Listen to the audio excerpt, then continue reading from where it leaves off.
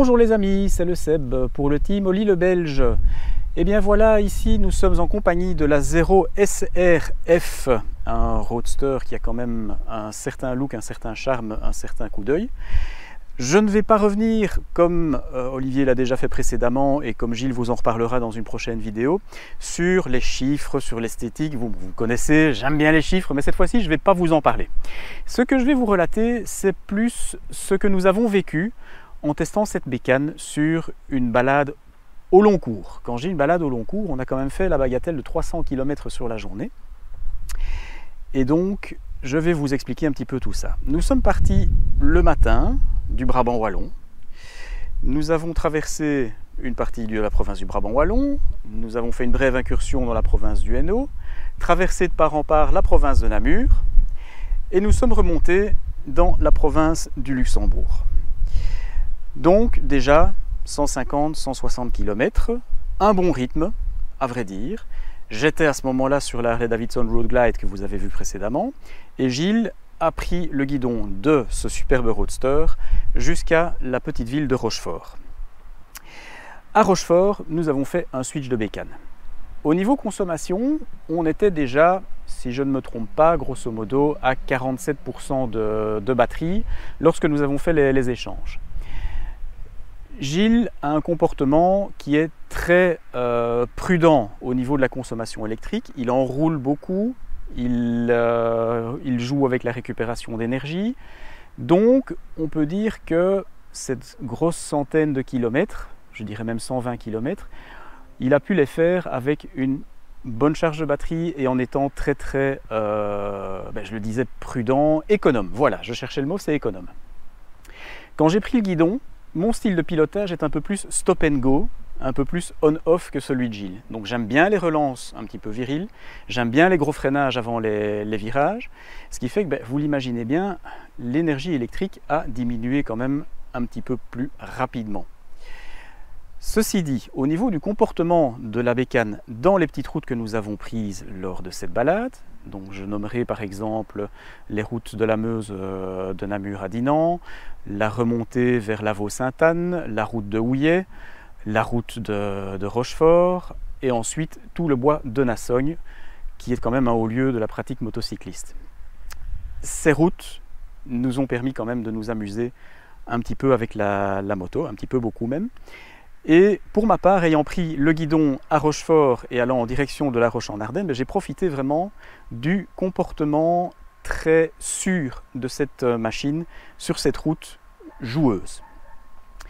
Les suspensions sont sans réel reproche. On a une fourche qui travaille très bien, elle a un bon amorti, elle a une bonne sensibilité, une bonne lecture de la route.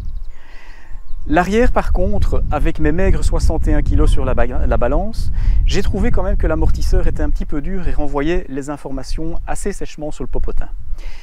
Donc c'est pour moi le seul petit défaut que cette bécane présente au niveau du comportement routier.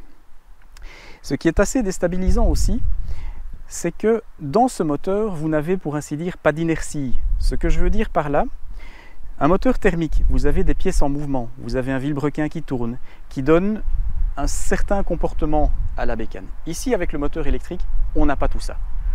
On a juste un moteur électrique qui entraîne une courroie alimentée par des batteries et il n'y a rien qui puisse réellement donner un léger truc en plus à la moto. Donc, c'est quelque chose... C'est déjà assez fin au niveau du ressenti, mais c'est quelque chose qui rentre aussi en considération pour le comportement. Lors de la traversée du bois de Nassogne, freinage, virage, accélération, et jusqu'à l'étape de La Roche-en-Ardenne, eh bien j'ai quand même consommé 27% de batterie. Nous sommes arrivés avec 20% de batterie à notre point de chute sur le temps de midi. Et c'est là que ça devient intéressant, parce que le temps de midi nous aura permis de boucler la boucle au niveau écologie, figurez-vous.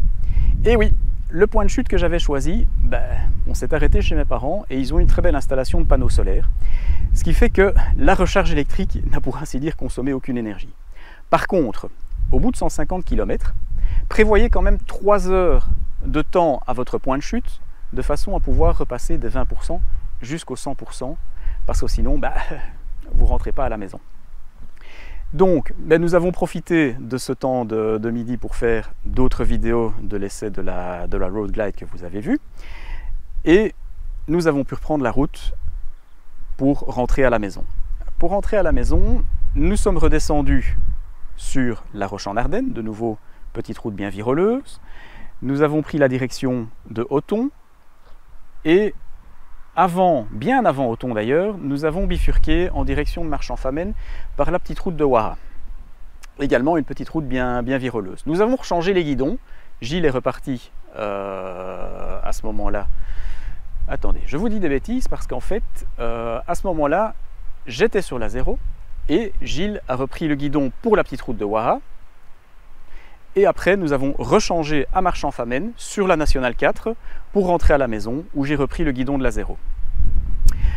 Et la constatation, c'est que sur l'autoroute, elle est gourmande. Elle est gourmande à un 110-120 stabilisé au cruise control. On est quand même revenu dans le Brabant wallon et quand j'ai recédé le guidon, c'est pas une voiture, c'est une moto, le guidon à Gilles, eh bien, il restait 25 malheureux % de batterie. Ça lui aura tout juste suffi pour rentrer chez lui à son domicile. Donc voilà, si vous envisagez avec cette machine de faire des déplacements un peu plus au long cours, avec un rythme un peu plus soutenu, avec des relances, des freinages, prévoyez quand même un délai de 3 heures sur le temps de midi, à un endroit où vous êtes sûr de pouvoir recharger afin de vous permettre de rentrer à la maison. Ou alors vous limitez votre boucle à 150 à 180 km autour de chez vous. Traverser le territoire demande un arrêt de 3 heures. Au niveau des modes que nous avions choisis pour pouvoir faire cette balade, nous avons aussi été très prudents et économes parce que nous avons systématiquement roulé dans le mode éco que nous propose cette machine. Donc c'est-à-dire qu'elle nous délivre le couple, mais elle limite d'elle-même la vitesse vers les 120 km/h, de façon justement à ne pas soumettre le moteur à trop forte charge et donc de pomper encore beaucoup plus dans la batterie, ce qui, vous vous en doutez, limite l'autonomie. Le mode éco dispose également de cette récupération d'énergie très importante. Donc, lorsque vous coupez, je vais appeler ça comme ça, couper les gaz, eh bien vous entendez vraiment une sorte de dynamo qui se met en route dans le système électrique et qui permet de récupérer de l'énergie. Vous verrez une illustration de ce que j'avance sur une prochaine vidéo que nous aura faite Gilles. Donc voilà les amis, ici je vous ai fait le topo de cette longue balade. J'espère que ça vous aura plu et je vous dis à très bientôt pour de nouvelles aventures avec le team Oli le Belge. Ciao!